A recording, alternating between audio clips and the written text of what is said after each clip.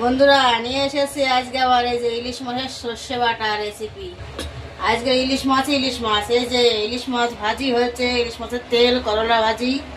এই যে ইলিশ মাছ সর্ষে বাটা করবো। এই যে ইলিশ মাছ দিয়ে কচুরলতিতে রান্না করেছি। দেখুন সর্ষে বাটাটা কেমন করি আমি। কড়াইতে তেল দিয়ে দিলাম।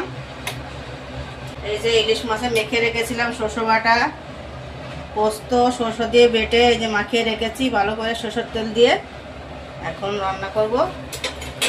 এখন কী করে রান্না করি, তেল গরম হয়ে গেছে, দুটো শুকনো লঙ্কা দিলাম,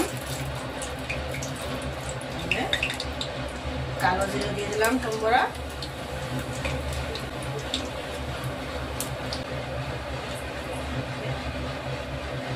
দিয়ে দিলাম ইলিশ মাছ,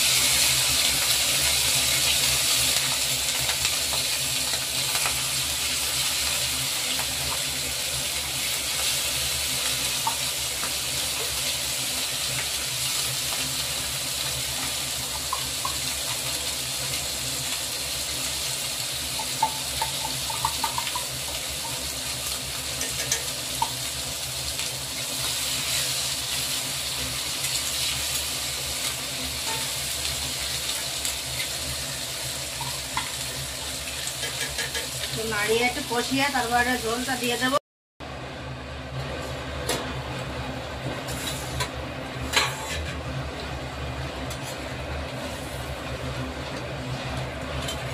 হয়ে গেল এই যে ইলিশ মাছ, এখন নামিয়ে নেব।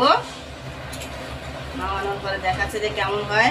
দেখো হয়ে গেছে বন্ধুরা আমার ইলিশ মাছের সর্ষে বাটা। কেমন হয়েছে বলবেন সবাই। ধন্যবাদ।